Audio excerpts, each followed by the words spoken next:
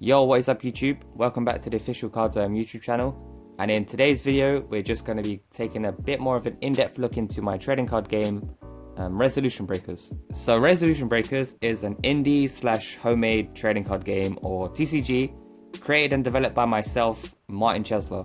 It's not a card game with much of a lore, nor much of a story behind it, and it's just a standalone TCG, which features an anime/manga cartoony art style.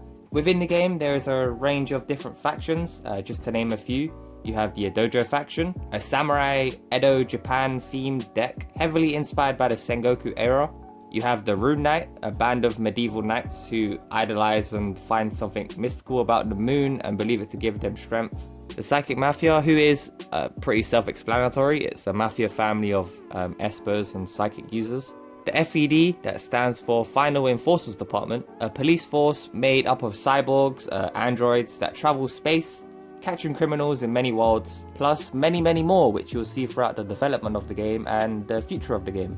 Each of these different factions will have a unique playstyle which differentiates them from one another, such as the Dojo faction is more focused on swarming and rallying your units, whereas the Rune Knights is a much more defensive focused deck, wanting to guard off your opponent's attacks then take the comeback, plus an array of all sorts of factions to be seen in the future of the game. Now, I know I said earlier that there's not much of a lore or story behind the game. The reason behind that is because originally when I thought of the idea for Resolution Breakers, it was actually going to be a card game with a comic running along with it, or a manga, I guess you'd say. So there wasn't going to be a lore behind the card game, but the manga/comic book would be the story. Sort of like how, you know, trading card games have an animated series nowadays, Cardfight Vanguard. It's not much of a lore-based trading card game. It's mostly the anime or manga that's running for the card game kind of tells the story for it. Although there are a few cards in the game that have sort of a tiny little story behind it, like these two here.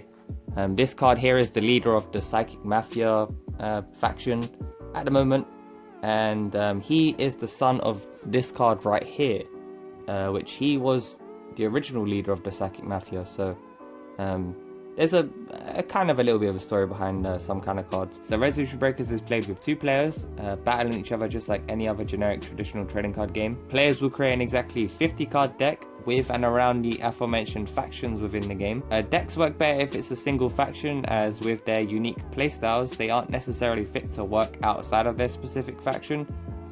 But to each their own. You'll need to use the units in your deck in order to attack and deal damage to your opponent in order to win. You need to deal 5 damage directly in order to win, or with the possibility of your opponent decking out throughout the game. And now within Resolution Breakers, you will find 3 different card types. You have normal units, support units, and action cards. Normal units, these are what you use to attack your opponent to deal damage, and also you use these to defend yourself from taking any direct damage from your opponent. Support units are still considered just units. They have a unique ability that separates them from regular normal units, as you will see from this little marker here, though you can still use them as if they were normal units, so bear that in mind. Action cards, these are what you'd consider your, I guess, spell cards within the game. They give you a slight advantage or your opponent a disadvantage throughout the game, with an assortment of different card effects and abilities.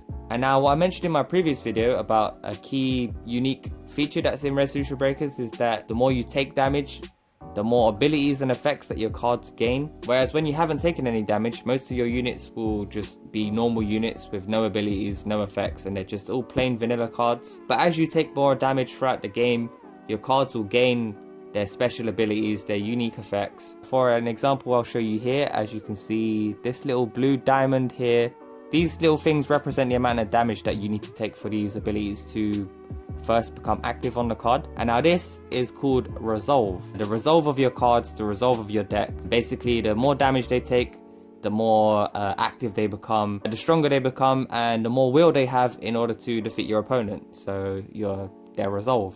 There's a huge wide array of different resolve effects in the game, but that in itself is the main feature and unique factor of Resolution Breakers. And so that was a more deeper look into Resolution Breakers as a card game itself. I hope you enjoyed watching.